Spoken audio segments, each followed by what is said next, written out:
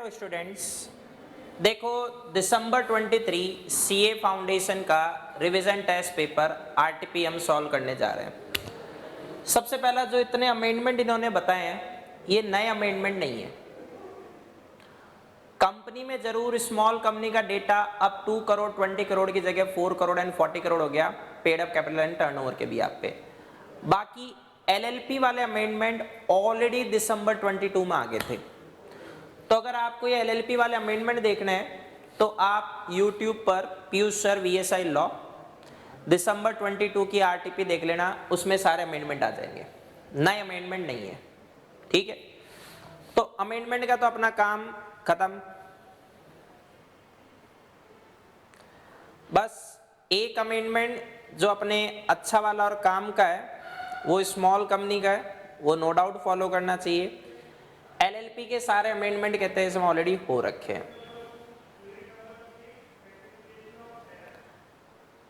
ये इतनी सारी डिटेल सबकी सब पहले से चली आ रही है। मेरे हिसाब से आप वीएसआई से और मेरे स्टूडेंट हो तो मैंने तो वैसे भी करवाए, और अगर आप कहते हैं इसमें कहीं और पढ़े हो तो आपके सब्जेक्ट टीचर ने कराए होंगे। ये आप ध्यान रखो, स्मॉल कंपनी में अब जो पेड अप कैपिटल है वो किससे ज़्यादा नहीं होगी 4 करोड़ एंड टर्नओवर किससे ज़्यादा नहीं होगा 40 करोड़। फर्स्ट वाला जो डेटा है उससे सॉल्व करना है। तो नेट अब स्मॉल कंपनी कौन सी हो गई? It means a company other than public company, मतलब स्मॉल कंपनी ऑलवेज क्या होगी? प्राइवेट कंपनी, जिसकी maximum paid up capital 4 crore और सच हायर कैपिटल एज में be prescribe not exceeding 10 crore. वो लिखनी है पर सॉल्व नहीं करना, सॉल्व हमेशा इससे करना है। और दूसरे साइड मैक्सिमम टर्नओवर, बीच में वर्ड एंड है तो दोनों कंडीशन पूरी होनी चाहिए। मैक्सिमम टर्नओवर 40 करोड़, ब्रैकेट में जरूर लिख देना अर्लियर 20 करोड़, इसमें अर्लियर 2 करोड़, तो दोनों आंसर बन जाएंगे। और सच हायर टर्नओवर एज में be prescribe not exceeding 100 crore, वो नहीं लिखना क्योंकि उसके लिए फिर से सीजी की अप्रूवल लेनी है। तो उसको केवल थ्योरेटिकल आंसर में लिखना है पर सॉल्यूशन में यूज नहीं लेना। और कुछ कंपनियां स्मॉल कंपनी नहीं होती, section 8 company, NPO, holding subsidiary company, जिनके लिए अलग से एक्ट बनाया। अब अपन आते हैं क्वेश्चंस पे। देखो आईसीए पहले सारे क्वेश्चंस देती है फिर आंसर देती है। मैंने इसके अंदर क्या किया है, क्वेश्चन के साथ ही आंसर दे दिया है, तो आपको पीछे अलग से मेहनत करने की जरूरत नहीं है। मजेदार चीज ये है, एक भी नया क्वेश्चन नहीं है, सब पुराने एमटीपी आरटीपी के ही क्वेश्चन आईसीए ने यूज लिए। कुछ में डिट्टो सेम यूज में लिए, कुछ में थोड़ी सी वर्डिंग चेंज की है। ये मेन एग्जाम में भी आया हुआ क्वेश्चन है जो पहले एमटीपी का था। शीतल एक क्लासिकल डांसर है, उसने शरद विद्या मंदिर के साथ 50 डांस परफॉर्मेंस का कॉन्ट्रैक्ट किया। उसके लिए इसको पर परफॉर्मेंस का 8000 मिलेगा। चलो अच्छी बात है। 1 महीने के बाद उसने बिना इन्फॉर्म किए परफॉर्मेंस में पार्टिसिपेट नहीं किया पर्सनल रीजन की वजह से, तो इसने कॉन्ट्रैक्ट ब्रीच कर दिया। Whether the management of Sharad Vidya Mandir has right to terminate the contract, बिल्कुल। अगर एक पार्टी कॉन्ट्रैक्ट को तोड़ रहा है तो दूसरा पार्टी फ्री होता है कॉन्ट्रैक्ट को तोड़ने के लिए। If the management of Sharad Vidya मंदिर inform Sheetal about it's continuous, क्या मैनेजमेंट बाद में कॉन्ट्रैक्ट को रिसाइन कर सकता है? नहीं। एक बार कंटिन्यू कर दिया तो बाद में कैसे रिसाइन करोगे? Can Sharad Vidya Mandir claim damages that it has suffered because of its breach in any of the above cases? जब आप कंटिन्यू करके क्या शो कर रहे हो कि आपने माफ कर दिया तो डैमेजेस कैसे मांगोगे? तो डैमेजेस नहीं मांग सकते। डैमेजेस कब मांगते? जब आप कहते हैं उस कॉन्ट्रैक्ट को कंटिन्यू नहीं करते। देखो पार्ट 1 में मांग सकते हो लेकिन यहां पर नहीं, ठीक है। तो देखो इसने पहले क्या लिख दिया? प्रोविजन, फिर सीधा क्या लिख दिया? कॉन्क्लूजन। तो हमेशा ध्यान रखो प्रोविजन 2 तरीके से रिपीट हो रहा है, एक कॉन्क्लूजन के अंदर भी और एक विदाउट कॉन्क्लूजन भी, आपको भी 2 बार रिपीट करना है। सेकंड क्वेश्चन लेते हैं। परिधि एक माइनर है, वो फॉल्सली रिप्रेजेंट करिए हर एज, मतलब वो अपने आप को मेजर बता रही है। और एक authorise laptop dealer mister Mittal से एक लैपटॉप उधार पे खरीद लेती है 60,000 के, और कहती है सर चिंता मत करो, मैं 16% इंटरेस्ट के साथ आपको नेक्स्ट ईयर पेमेंट कर दूंगी। चलो, फिर बाद में उसने पेमेंट करने से मना कर दिया और कह दिया सर मेरे पास तो पैसा नहीं है, पिताजी से ले लेना। 1 साल के बाद जब परिधि को कहा गया कि सर आप इंटरेस्ट के साथ पैसा दो, वो कहती है मैं तो माइनर हूं, मैं तो कुछ भी नहीं दूंगी, एक सिंगल पैसा आप मुझसे नहीं ले सकते। फिर वो मेजर हो गई 1 Jan 25 को। अब आपको बताना है क्या मिस्टर मित्तल अपना पैसा ले सकता है। तो देखो सबसे पहला प्रोविजन समझो क्या है, नो एस्टॉपल अगेंस्ट माइनर। तो इसका मतलब minor can always plead is minority, minor बिंदास झूठ बोल सकता है। नो लायबिलिटी ऑफ पेरेंट्स और guardian for minors transaction unless minor act as agent of parents, इसमें act as agent of parents का कॉन्सेप्ट नहीं है। Last thing, no ratification of transaction on attaining majority, क्योंकि रेटिफिकेशन किसका होता है, valid transaction का, और माइनर के साथ जो ट्रांजैक्शन है वो क्या होता है, वॉइड। तो आप रेटिफाई कैसे कर रहे हो।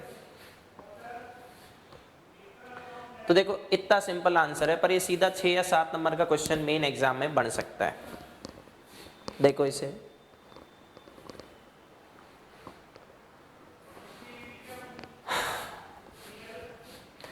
प्रोविजन क्लिक करना सीखो कि आया कहां से।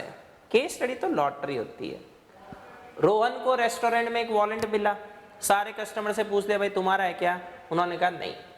उसने वॉलेट किसको दे दिया, मैनेजर को, और एक सप्ताह बाद आके मैनेजर से पूछा कोई मिला क्या, मैनेजर कहता है नहीं। तो रोहन कहता है वॉलेट मुझे दो, फाइंडर में हूँ। मैनेजर कहता है तेरा दिमाग खराब है, दुकान मेरी है, रेस्टोरेंट मेरा है, वॉलेट मेरा हो गया।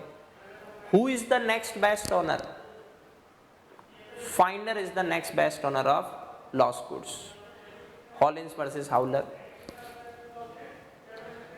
तो जो फाइंडर था वो गुड्स ले जाएगा।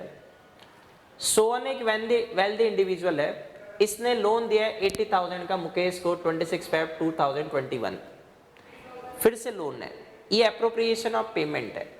एग्जाम में ध्यान रखना, एप्रोप्रिएशन ऑफ पेमेंट का क्वेश्चन आते ही पहली बात तो कॉन्सेप्ट क्लिक करो। एप्रोप्रिएशन ऑफ पेमेंट होती क्या है, एक ही डेटर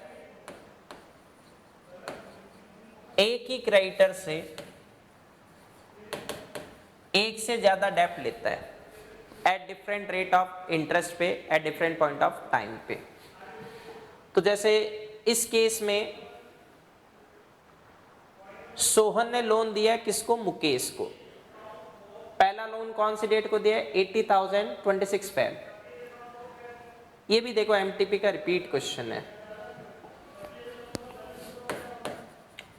मुकेश कौन है, डेटर,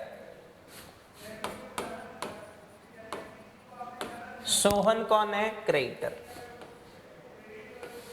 ठीक है, आपने अगर इतना क्लासिफिकेशन कर लिया ना तो आपका आधा क्वेश्चन सॉल्व हो जाएगा। फर्स्ट स्टेप ₹80,000 ये लिया है 26 Jan 21। सेकंड डेप्ट ये ₹1 लाख का, ये आपने लिया है 28 Feb 21। थर्ड डेप्ट ये आपने लिया है 50,000 का, 3 March 21। अब एप्रोप्रिएशन ऑफ पेमेंट में सेक्शन 59 क्या कहता है, पेमेंट कौन दे रहा है, डेटर। तो एप्रोप्रिएशन किसकी डिजायर पर होगा, डेटर की। तो मतलब डेटर डायरेक्शन दे रहा है कि सर जो मैं पैसा भेज रहा हूँ कौन से डेप्ट से एडजस्ट करना है, तो क्रेडिटर अपना दिमाग नहीं लगाएगा। डेटर ने पैसा भेज दिया, डायरेक्शन नहीं दिया, तो क्रेडिटर की डिजायर पे एप्रोप्रिएशन हो जाएगा। डेटर ने डायरेक्शन नहीं दिया, क्रेडिटर ने पैसा रख लिया पर एप्रोप्रिएट नहीं किया, तो as per order of time क्या होगा, एप्रोप्रिएशन। 10 मार्च को मुकेश पेमेंट कर रहा है 75,000 की, और उसने सोहन से कहा सर 50,000 किसके लिए, थर्ड वाले लोन के लिए, और बाकी 25,000 किसके लिए, फर्स्ट वाले लोन के लिए। तो डेटर ऐसा डायरेक्शन दे सकता है। सोहन कहता है जिस सीक्वेंस में लिया उसी सीक्वेंस में चुका, क्रेडिटर गलत कर रहा है। तो कंटेंशन ऑफ मुकेश मतलब डेटर की बात सही है, बिल्कुल। व्हाट वुड बी आंसर अगर बोरोवर कौन है, मुकेश, वो कोई ऑर्डर नहीं बताता कि किस में से एडजस्टमेंट करनी है, कोई बात नहीं, क्रेडिटर अपना दिमाग लगा लेगा। What would the mode of adjustment अगर नाइदर सोहन और मुकेश किसी ने भी ऑर्डर ऑफ एडजस्टमेंट नहीं बताया, ऑर्डर ऑफ टाइम। अब आपको बताना है विद रीजंस के एग्रीमेंट वैलिड है या वॉइड। दो कोर्ट एक ही शूट को ट्राई कर सकते हैं, मतलब एक ही शूट के ऊपर दो दो कोर्ट की जुरिस्डिक्शन लगती है। एग्रीमेंट बनाया गया कि शूट दोनों की जगह एक ही कोर्ट में फाइल करेंगे, वैलिड है, क्योंकि वॉइड कब बनता सेक्शन 28 के अकॉर्डिंग, जब आप एक भी कोर्ट में फाइल नहीं करते, पर एक में तो फाइल करने की परमिशन है, पार्टीज कह रहे हैं दूसरा वाला दूर पड़ता है, पास वाले में निपटा लेते हैं। एक्स ऑफर कर रहा है अपनी मारुति कार किसको सेल करने को, वाई को। चलो वाई सोच रहा है एक्स के पास तो केवल वैगनआर कार है, पर फिर भी एग्री हो जाता है बाय करने को। इसको आप ऐसे समझो, एक्स के पास मारुति 800 कार है, वो बेच रहा है वाई को, वाई सोच रहा है एक्स के पास वैगनआर है, तो दोनों पार्टीज क्या करिए, मिस्टेक, दोनों पार्टीज का कंसेंसस एडिडम नहीं बना, तो एग्रीमेंट वॉइड है। एक्स एक फिजिशियन और सर्जन है, उसने वाई को असिस्टेंट के बिहाफ पे अपॉइंट किया, 75,000 सैलरी पर मंथ 2 साल के लिए। वाई एग्री हो गया, ठीक है सर 2 साल तक मैं आपके कंपटीशन में, कहते हैं इसमें कहीं और प्रैक्टिस चालू नहीं करूंगा। तो वैसे तो ये agreement in restaurant of trade है, पर फिर भी वैलिड है, क्योंकि सेक्शन 27 का एक्सेप्शन क्या होता है, सर्विस एग्रीमेंट। तो 2 साल तक फिर वो कहीं और प्रैक्टिस नहीं कर सकता। आंसर्स देखो, रिटर्न में प्रैक्टिस करो तो आपके दिमाग में घुसने चालू हो जाएंगे कि इतना लिखना है, वरना most of the student, India में से 100 में से 60% स्टूडेंट केवल कंक्लूजन और डिस्कशन लिखते हैं, वो प्रोविजन नहीं लिखते। ये सारी इन्होंने केस स्टडी दी है। पहले देखो ये क्या लाता है, प्रोविजन, फिर डिस्कस करके कंक्लूड कर रहा है। अब बच्चा सीधा ये लिखता है तो इसके नंबर साफ। ये भी रिपीट है, मैंने तो आपसे कह दिया ना, क्वेश्चन एक भी नया नहीं है, क्योंकि जब मैं इसको ऐसे मैच करा था आंसर से, मतलब आंसर इसके साथ लगा रहा था, तो दिख गए थे क्वेश्चन सारे रिपीट है। मेन एग्जाम में देख लेना, फाउंडेशन में आधे से ज्यादा क्वेश्चन वो रिपीट करता है। अब आपके पास पुराने अटेम्प्ट के कहते हैं इसमें वो एमटीपी आरटीपी सजेस्टेड होने चाहिए, उससे 2 फायदे, एक तो क्वेश्चन कैसे आता है इसका आइडिया लग जाता है, और दूसरा कहता है इसमें रिपीट हो रहा है तो सोने पे सुहागा। मिस्टर सेठ एक इंडस्ट्रियल है, इसका एक लॉन्ग ड्रॉन लिटिगेशन मुकदमेबाजी को कहते हैं, वो रमन नाम के दूसरे इंडस्ट्रियल के सामने चल रहा है, मतलब रमन और कहते हैं इसमें सेठ में केस चल रहा है। अपने लीगल कैंपेन को सपोर्ट करने के लिए मिस्टर सेठ ने एक लीगल एक्सपर्ट से कहा 5 लाख ले, बस तू कहते हैं रमन की बात मत सुन। ऐसे समझो, मिस्टर सेठ ने रमन के एडवोकेट से कह दिया 5 लाख मैं दे रहा हूं, तो रमन की बात मत सुनना या उसको हरवा दे केस, ठीक है। अब वो एग्री हो गया, लिटिगेशन के एंड में सेठ जीत गया, एक्स ने कहा लाओ 5 लाख। मिस्टर सेठ कहता है भूल जा, केस जीत गया मैं तो क्या एक्स से लॉफुली पैसा रिकवर कर सकता है? नहीं। ये interference in course of justice है, पर इसका आंसर केयरफुली लिखना है। पहले सेक्शन 10 लिखो, ऑब्जेक्ट क्या होना चाहिए, लॉफुल, फिर सेक्शन 23 से कनेक्ट करो, फिर agreement oppose to public policy पे जाओ, फिर interference in course of justice, then conclude करो। देखो एक बार आंसर रीड करके, और अगर ये सीधा सेक्शन 27 से सॉल्व कर गया तो आंसर और छोटा हो गया, क्योंकि 27 में तो सीधा एग्रीमेंट इन रेस्टोरेंट ऑफ 27 से नहीं करना चाहिए था, इसको 28 से करना चाहिए था। रेस्टोरेंट ऑफ लीगल प्रोसीडिंग, पर खैर ये इसको 27 से इस बेसिस पे सॉल्व कर गया कि आप एक्स को कहते हैं इसमें लीगल कैंपेन करने से रोक रहे हो। मेरा मानना है ऑल्सो मेंशन सेक्शन 28, क्योंकि पहले आंसर इससे सॉल्व था, ये ध्यान रखना। तो ये कॉन्ट्रैक्ट के क्वेश्चंस हो गए। सेल ऑफ गुड्स एक्ट, अगर स्पेसिफाइड गुड्स, स्पेसिफाइड की जगह स्पेसिफिक गुड्स कॉन्ट्रैक्ट बनने से पहले या एग्रीमेंट टू सेल बनने के बाद डिस्ट्रॉय हो गया तो उसके क्या कॉन्सिक्वेंसेज होंगे। देखो, कॉन्ट्रैक्ट बनने से पहले अगर गुड्स डिस्ट्रॉयड हो गया या वो ऐसे पोजीशन में आ गया जिससे उस सेलर के डिस्क्रिप्शन के अकॉर्डिंग नहीं है, तो वो कॉन्ट्रैक्ट क्या माना जाएगा, वॉइड। और एग्रीमेंट टू सेल बनने के बाद और सेल होने से पहले, मतलब एग्रीमेंट टू सेल सेल में कन्वर्ट होने से पहले अगर वो डिस्ट्रॉय हो गया तो उस कॉन्ट्रैक्ट को अवॉइड कर सकते हैं। Section 7, 8 sale of goods act, ये तो मेन एग्जाम में आया हुआ है। Implied condition in a contract of sale by sample क्या है? देखो, अगर सेलर बायर को गुड्स सैंपल बेसिस पे बेच रहा है तो इम्प्लाइड कंडीशन क्या होती है? रिमेनिंग बल्क किससे कॉरेस्पॉन्ड करना चाहिए? सैंपल से। बायर के पास रीजनेबल अपॉर्चुनिटी होनी चाहिए कि बल्क को किससे कंपेयर करे? सैंपल से। Goods latent defects, hidden defect से क्या होना चाहिए? फ्री। फिर इम्प्लाइड वारंटीज देखो 4 है, ये थ्योरेटिकली आती है। गुड्स फ्री फ्रॉम एनकम्बरेंस होना चाहिए, मतलब ड्यूज या चार्ज नहीं होना चाहिए। क्वाइट फेयर या undisturbed position of goods buyer को मिलना चाहिए। फिर disclosure of dangerous nature of goods बतानी चाहिए, और as per quality of fitness of goods for buyer's particular purpose as per usage या कस्टम ऑफ ट्रेड। मतलब ट्रेड के कस्टम है कि अगर गुड्स बायर के पर्पज के अकॉर्डिंग नहीं है तो उसको चेंज कर देंगे, तो कर दो चेंज। तो ये 4 सीधे इम्प्लाइड वारंटी। इसमें ध्यान रखना इस हेडिंग की वैल्यू है। चलो आपके लिए एक फायदेमंद चीज बता रहा हूं, फाउंडेशन का कोर्स हो, इंटर का हो चाहे फाइनल का, जहां पर थ्योरी में पॉइंट हेडिंग के साथ है और आपने ओवरऑल टॉपिक पे क्वेश्चन पूछा है, उन हेडिंग की ज्यादा वैल्यू है। कई बार कॉपी चेकर हो सकता है इसके अंदर पढ़े ही नहीं, तो ये हेडिंग एक्यूरेट लिखना, नंबर ज्यादा आएंगे। शुभांगी एक ज्वेलरी शॉप में गई और उसने एक सेल्स गर्ल्स के कहा, मैडम मुझे डायमंड का नेकलेस चाहिए, सैफायर स्टोन वाला। ज्वेलर कहता है, देखो मेरे पास बहुत सारे डायमंड के नेकलेस हैं पर सैफायर स्टोन नहीं है, ब्लू स्टोन है। अगर आप इनमें से किसी को भी कहते हैं सेलेक्ट करते हो तो मैं आपको कहते हैं इसमें रिप्लेस करवा दूंगा सैफायर स्टोन से, मतलब ब्लू स्टोन हटा के सैफायर स्टोन लगवा दूंगा। लेकिन सैफायर स्टोन के लिए हम आपसे थोड़ा सा एक्स्ट्रा कॉस्ट लेंगे। शुभांगी ने एक ब्यूटीफुल डिजाइनर नेकलेस सेलेक्ट किया, पेमेंट कर दी और उसने एक्स्ट्रा कॉस्ट भी दे दी। ज्वेलर ने रिक्वेस्ट की कि 1 सप्ताह बाद आके डिलीवरी उठा लेना।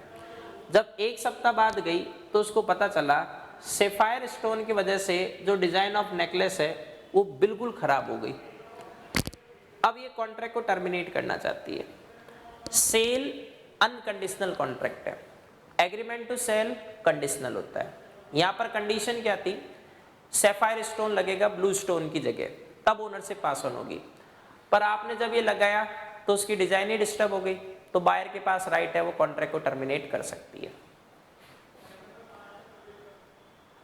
क्या शुभांगी अपना पैसा वसूल कर सकती है? बिल्कुल। क्या इससे फर्क पड़ता कि ज्वेलर कह रहा है कि वो डिजाइन चेंज कर देगा वापस, पर फिर से इसे एक्स्ट्रा कॉस्ट लेगा? नहीं, एक बार दे चुके बेचारी, एक्स्ट्रा कॉस्ट क्या जिंदगी भर ढूंढते रहोगे? आपको एसेंशियल एलिमेंट बताने हैं जो sale of uncertain goods and its appropriation में एप्लीकेबल होता है। देखो इतने सारे पॉइंट होते हैं इसमें। अनसर्टेन गुड्स, जिस गुड्स को अभी तक कॉन्ट्रैक्ट ऑफ सेल बनने के बाद आइडेंटिफाई नहीं किया गया, वो गुड्स क्या कहलाता है? Uncertain goods. अनसर्टेन गुड्स के लिए केवल एग्रीमेंट टू सेल होता है। अब उसको सेल में कन्वर्ट करना है तो पहले गुड्स का एप्रोप्रिएशन करो। Appropriation selection of goods by mutual consent of seller and buyer is known as appropriation.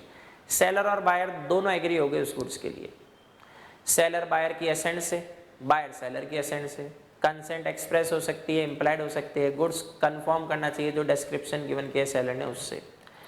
एक एग्जांपल बता रहा हूँ, ये सारे पॉइंट जुड़ जाएंगे। सपोज करो आपके घर में मैरिज फंक्शन है, केटरिंग वाले ने पापा जी को सामान की बड़ी लिस्ट दे दी, पापा जी ने पैसों के साथ वो लिस्ट आपको फॉरवर्ड कर दी, जाओ सामान लाओ। तो आप कहाँ जाओगे? घर के पास वाले ग्रोसरी स्टोर में। उनसे कहोगे सर ये सामान है, इसकी लिस्ट सामान सेलेक्ट कर देना। ग्रोसरी स्टोर वाला कहता है देख भाई तेरे सामने दुकान पर इतनी भीड़ है, शाम को आना और ले जाना। आपने कहा ठीक है।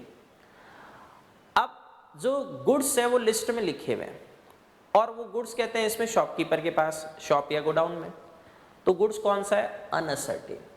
अब शॉपकीपर लिस्ट के अकॉर्डिंग एक एक गुड सेलेक्ट करना चालू कर देता है। आप शाम को आते हो, आप भी क्रॉस मैच करते हो, हाँ ये आ गया, ये आ गया, ये आ गया। सेलर ने सेलेक्ट किया, बायर भी एग्री है, एप्रोप्रिएशन। आपने सेलर से कहा अच्छी क्वालिटी के गुड्स, उसने वैसे निकाले, आपने पेमेंट कर दी, तो आपने एसेंटी तो दे दी, चाहे इम्प्लाइडली दे दी, या आपने कह दिया मैं भी फंक्शन में जा रहा हूँ घर पे पहुंचा देना, और पेमेंट कर गया एडवांस में, तो भी आपने एसेंट दे दी। कौन सी? इम्प्लाइड। आपने गुड्स क्रॉस मैच करके देखा, हाँ सर गुड्स बिल्कुल ओके, आपने कंसेंट दे दी। कौन सी? एक्सप्रेस। तो ये सारे पॉइंट देखो ऐसे जुड़ जाएंगे।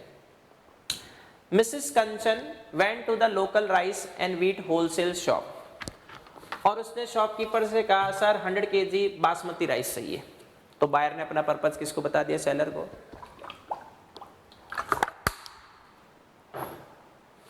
Shopkeeper quoted the price of the same as 125 per KG. Shopkeeper कहता है मैडम बासमती राइस महंगे आते हैं, 125 रुपए किलो लगेंगे। वो कहते हैं पैसों की कोई दिक्कत नहीं। मिसेस कंचन ने कहा सर सैंपल तो दिखा दो। शॉपकीपर ने एक बाउल में सैंपल दिखाया, सैंपल बासमती राइस का था, पर मिसेस कंचन ने नोटिस ही नहीं किया कि जो सैंपल है उसमें long grain and short grain थे, छोटे बड़े दाने थे। मिसेस कंचन ने राइस खरीद लिए। कुक ने जब कहते बैग खोला तो पता चला छोटे बड़े दाने। उसने कंप्लेंट की मैडम डिश इतनी टेस्टी नहीं बनेगी, दाने छोटे बड़े हैं। मिसेस कंचन भड़क गई और उसने शूट फाइल कर दिया फ्रॉड का। सर आपने मुझे बेवकूफ़ बना दिया। हमें डिसाइड करना है क्या वो सक्सीड होगी? बिल्कुल नहीं। सेलर ने जब सैंपल दिखा दिया और गुड्स उसके अकॉर्डिंग है, डिस्क्रिप्शन के अकॉर्डिंग है, तब तो गलती बायर की है, बायर को एग्जामिन करना चाहिए। आपका आंसर कहते हैं इसमें क्या डिफरेंट होगा? अगर मिसेस कंचन ने अपनी रिक्वायरमेंट एग्जैक्ट बता दी होती तो फिर तो सेलर की गलती मानी जाएगी। Ravi sold 500 bags of wheat to Tushar, each bag contain 50 kilograms of wheat, तो मतलब नेट 10 बैग है। रवि ने 50 बैग्स बाय रोड ट्रांसपोर्ट भेजे और तुषार ने बाकी 50 बैग्स की डिलीवरी खुद ने उठा ली। ठीक है। Before Tushar receives delivery of 450 bags send by road transport, वो इंसॉल्वेंट हो गया। देखो गुड्स कहाँ है? ट्रांजिट में। बायर क्या हो गया? इंसॉल्वेंट। सेलर क्या बन गया? अनपेड। तो अनपेड सेलर का राइट होता है to stop goods in transit. Ravi unpaid है, उसने गुड्स को ट्रांजिट में रोक लिया। तुषार का ऑफिशियल रिसीवर गुड्स मांग रहा है, क्या मिलेंगे? सेलर का राइट होता है, वो गुड्स को ट्रांजिट में रोक सकता है। तो यहाँ क्या खत्म हो गया? अपना सेल ऑफ गुड्स एक्ट। अब नेक्स्ट देखो, पार्टनरशिप में इन्होंने इस बार जो क्वेश्चन दिया है वो सिंपली थ्योरी के क्वेश्चंस दिए। पहला question, partnership for a fix time. जिस पार्टनरशिप में आपने ड्यूरेशन गिवन कर दी या मैनर बता दिया जिससे डिसाइड किया जा सके पार्टनरशिप कितने साल तक चलेगी, वो पार्टनरशिप कौन सी है? Fix period. अब ये खत्म कब होगी? जब वो ड्यूरेशन खत्म हो जाएगी। कंटिन्यूइंग गारंटी, देखो गारंटी दो तरीके की होती है, एक सिंगल ट्रांजैक्शन के लिए, एक से ज्यादा ट्रांजैक्शन के लिए। जो सिंगल ट्रांजैक्शन वाली गारंटी है उसको स्पेसिफिक या पर्टिकुलर गारंटी कहते हैं, और जो एक से ज्यादा ट्रांजैक्शन वाली है उसको कंटिन्यूइंग गारंटी कहते हैं। जैसे ही फर्म का कॉन्स्टिट्यूशन चेंज होगा, कोई नया पार्टनर आएगा, एग्जिस्टिंग रिटायर होगा, एक्सपेल्ड करोगे, इंसॉल्वेंट होगा, डेथ होगा, तो जो कंटिन्यूइंग गारंटी चाहे फर्म ने थर्ड पार्टी को दी है चाहे थर्ड पार्टी से फर्म को मिली है, वो on the spot future transaction के लिए खत्म। तो कंटिन्यूइंग गारंटी एक से ज्यादा ट्रांजैक्शन के लिए, जो ट्रांजैक्शन बने नहीं वो फ्यूचर ट्रांजैक्शन। जैसे ही फर्म का कॉन्स्टिट्यूशन चेंज होता है वो कंटिन्यूइंग गारंटी खत्म हो जाएगी। आप पार्टनर्स कॉन्ट्रारी एग्रीमेंट करके उस कंटिन्यूइंग गारंटी को कंटिन्यू कर सकते हो, उनकी समस्या। गुडविल, गुडविल एक ऐसा कॉन्सेप्ट है which is very easy to understand but difficult to define. Goodwill basically name of reputation है जिससे वन बिजनेस हाउस जिसकी गुडविल है, other business house in same business जिसकी गुडविल नहीं है। तो जिसकी गुडविल है उसकी एक्सपेक्टेड सेल एंड प्रॉफिट क्या आएंगे? जिसकी गुडविल नहीं है उससे ज्यादा आएंगे।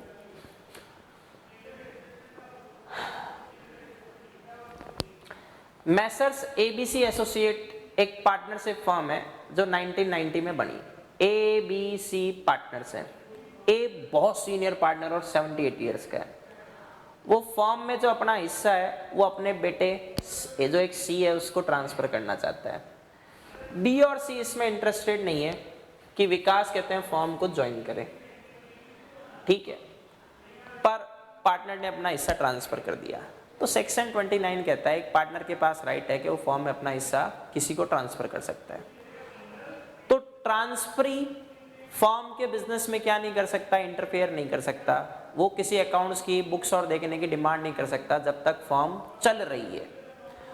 फर्म का डिसोल्यूशन चालू हो जाए या ट्रांसफरिंग पार्टनर रिटायर हो जाए तो अब ट्रांसफरी किसके प्लेस पे आ जाएगा, ट्रांसफरिंग पार्टनर, और उसके हिस्से की डिमांड कर सकता है। लेकिन अभी तो फर्म चल रही है। विकास ट्रांसफरी है क्योंकि इसका फादर कौन है, ए ट्रांसफरर है। उसको लग रहा है बुक्स ऑफ अकाउंट्स तो बहुत छोटा प्रॉफिट दिखाती है जबकि टर्नओवर तो बहुत ज्यादा है, वो बुक्स इंस्पेक्ट करना चाहता है। बाकी पार्टनर्स कहते हैं भाग जा। सबसे पहला, क्या विकास एज अ पार्टनर फॉर्म में इंट्रोड्यूस किया जा सकता है? नो, वो एज ए ट्रांसफर इंट्रोड्यूस किया जा सकता है। एज एन एडवाइजर क्या वो बुक्स को इंस्पेक्ट करने की डिमांड कर सकता है? Again no. देखो तो विकास पार्टनर के बिया पे इन्होंने लिखा है, वो ट्रांसफरी के बिया पर कहता है इसमें इंट्रोड्यूस हो सकता है। तो पहले क्या लिखा है, कोई भी पर्सन बिना कंसेंट के नहीं आएगा, ठीक है। तो एज ट्रांसफरी आ सकता है। Rights of transferee of partners interest, तो जब तक फॉर्म चल रही है वो ये सब कुछ इंस्पेक्ट और नहीं कर सकता। कुछ जगह इन्होंने क्या है, आंसर में एक्यूरेट प्रोविजन नहीं लगाए। आपको लग रहा है ये भी लगेगा, लिख देना। आपको बताना है इंसॉल्वेंसी ऑफ पार्टनर का इफेक्ट क्या होगा। इसमें एक वर्ड समझने का होता है, date of adjudication of partner as insolvent partner by court. जिस दिन कोर्ट ने उसको इंसॉल्वेंट पार्टनर डिक्लेयर किया उसी दिन से वो फॉर्म का पार्टनर नहीं रहेगा, cease to be a partner. Firm उसके ट्रांजैक्शन के लिए लायबल नहीं है, वो फॉर्म के एक्ट्स के लिए लायबल नहीं है जिस दिन उसको इंसॉल्वेंट डिक्लेयर किया गया। इंसॉल्वेंट पर्सन के लिए कौन अपॉइंट होता है? ऑफिशियल रिसीवर या असाइनी। तो इसका हिस्सा फॉर्म का किस में चला जाएगा? ऑफिशियल रिसीवर और असाइनी में। मास्टर एक्ट्स को इंट्रोड्यूस किया गया है मैसर्स एबीसी एंड कंपनी में, सबकी कंसेंट से। After attaining majority more than 6 months elapsed हो गए, उसने पब्लिक नोटिस नहीं दिया कि उसे पार्टनर बनना है, नहीं। मास्टर का मतलब माइनर है। सेक्शन 30 कहता है कि भाई अगर आपने माइनर पार्टनर को फॉर्म में एज बेनिफिशियरी इंट्रोड्यूस किया है तो जिस दिन वो मेजर होगा या उससे पता चलेगा कि उसे फॉर्म में पार्टनर बनाया गया, विच एवर इज लेटर, उसको विद इन 6 मंथ्स में डिसाइड करना है पार्टनर बनना है या नहीं बनना। अगर उसने कुछ भी डिसाइड नहीं किया तो 6 मंथ्स के बाद वो ऑटोमेटिकली क्या माना जाएगा? पार्टनर। और वो फॉर्म के उन सारे ट्रांजैक्शंस के लिए पर्सनली लायबल हो जाएगा जो कब से बने? जिस दिन उसको आपने फॉर्म में एज माइनर पार्टनर इंट्रोड्यूस किया उस दिन से उन सारे ट्रांजैक्शंस के लिए क्या हो जाएगा? लायबल। तो सबसे पहला, अगर वो पब्लिक नोटिस नहीं देता है तो किस एक्सटेंट तक लायबल है? Personally liable. क्या मिस्टर एल अपना डेब्ट एक्स से रिकवर कर सकता है? बिल्कुल। देखो रीड करो,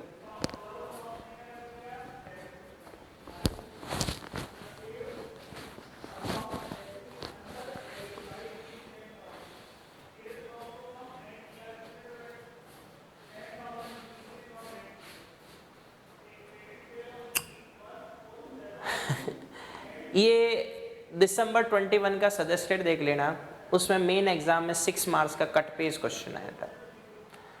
2 फॉर्म्स में ईच में 12 पार्टनर्स है, वो एक एग्रीमेंट से एक फॉर्म बन गई। एक फॉर्म का मर्जर दूसरी फॉर्म में हो गया, पार्टनरशिप है या नहीं? आंसर है यस। ए एंड बी को ऑनर्स है, वो बिजनेस कर रहे हैं। देखो को ऑनरशिप में नॉर्मली बिजनेस मिसिंग होती है तो पार्टनरशिप नहीं होती, पर को ऑनर बिजनेस करें प्रॉफिट के लिए तो उनको पार्टनर माना जाएगा। कुछ इंडिविजुअल एसोसिएशन बना रहे हैं जिसमें सबने 500 रुपीज एनुअली दिए हैं। पर्पज एसोसिएशन का ये है कि सर क्लॉस बनाएंगे और वॉर विडोज को दे देंगे। देखो पार्टनरशिप प्रॉफिट के लिए बनती है, चैरिटी के लिए नहीं, तो यहाँ पार्टनरशिप नहीं है।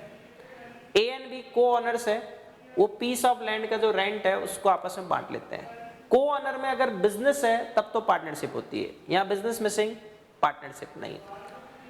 ए एंड बी एक कमोडिटी एक्स खरीदते हैं, सेल करते हैं, प्रॉफिट आपस में बांट लेते हैं, पार्टनर। एलएलपी, वो कंडीशंस बताओ जिसमें एलएलपी लायबल है और लायबल नहीं भी है। देखो एलएलपी की अपने पार्टनर से क्या होती है? Separate legal entity.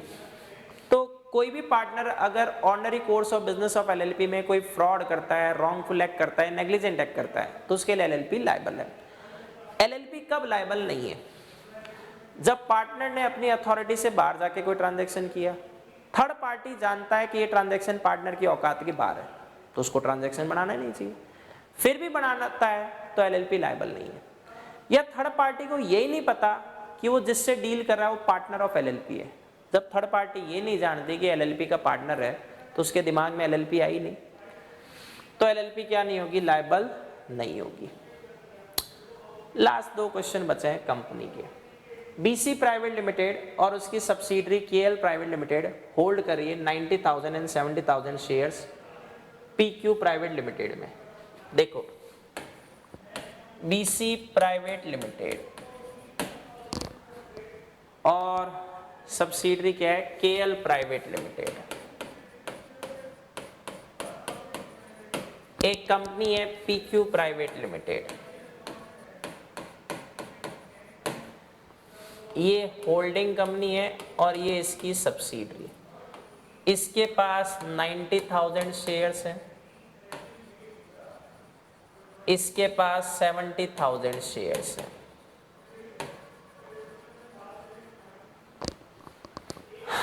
और वो भी कौन से? इक्विटी। इसके पास टोटल इक्विटी शेयर्स है। देखो ध्यान रखना, होल्डिंग सब्सिडरी आते ही आपके माइंड में क्लिक होना चाहिए, नहीं, टोटल 3 लाख इक्विटी शेयर्स है।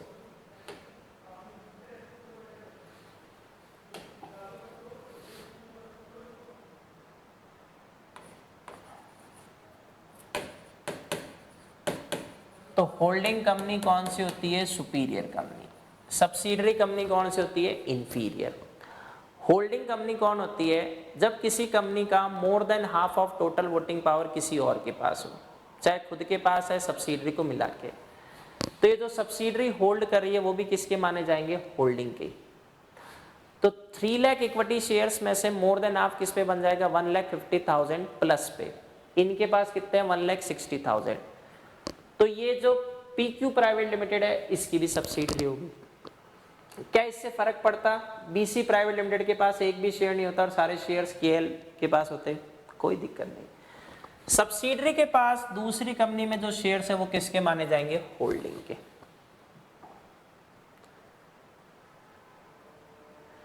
तो देखो फर्स्ट केस में उसको बीसी की सब्सिडरी बनाया, सेकंड में कह दिया कि स्टिल वो कहते हैं इसमें सब्सिडरी है। नरेंद्र मोटर लिमिटेड एक गवर्नमेंट कंपनी है। आए हाय क्या क्वेश्चन आया। चलो मैं आपसे पूछता हूं, गवर्नमेंट कंपनी कौन सी होती है?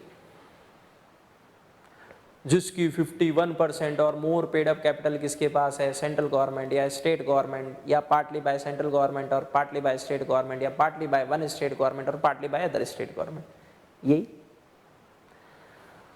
अब केवल इस बेसिस पे सॉल्व करके बताओ ये कंपनी गवर्नमेंट कंपनी है या नहीं है।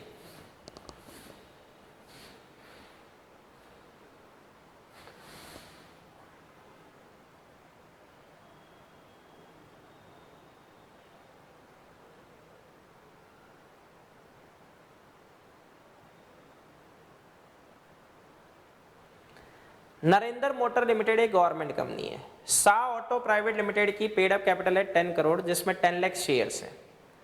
नरेंद्र मोटर के पास इसके पास 5,05,000 शेयर्स हैं, मतलब 50 से ज्यादा पर 51 से कम। Shah auto private limited government company का स्टेटस क्लेम कर रही है। क्या Shah auto company government company है? अब आप लोग आंसर क्या दोगे? नो। क्यों? क्योंकि आपके अकॉर्डिंग 51 की रिक्वायरमेंट पूरी नहीं हुई। गवर्नमेंट कंपनी में 51 का एक डेटा नहीं है, 2 डेटा है। देखो 51 वाला डेटा तो आपने 12 तक की पढ़ लिया है। एक और डेटा जो बहुत कम बच्चे जानते हैं वो है ये, गवर्नमेंट कंपनी की सब्सिडरी कंपनी भी क्या कहलाती है? Government company. नरेंद्र मोटर कौन सी कंपनी है? Government company. अब इसके पास शाह ऑटो प्राइवेट लिमिटेड के जो 10 लाख शेयर्स हैं इसमें से 5,05,000 शेयर्स है, मतलब मोर देन हाफ। तो Narendra motor limited holding company होगी किसकी? शाह ऑटो प्राइवेट की। नरेंद्र मोटर कौन सी कंपनी है? Government company. गवर्नमेंट कंपनी की सब्सिडरी कंपनी भी क्या कहलाती है? Government company. ये गवर्नमेंट कंपनी मानी जाएगी।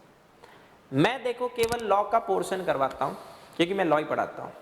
जो आपका BCR वाला पोर्शन है इंग्लिश वाला, वो मैं नहीं करवाता हूँ। तो मेरे साइड से RTP खत्म है।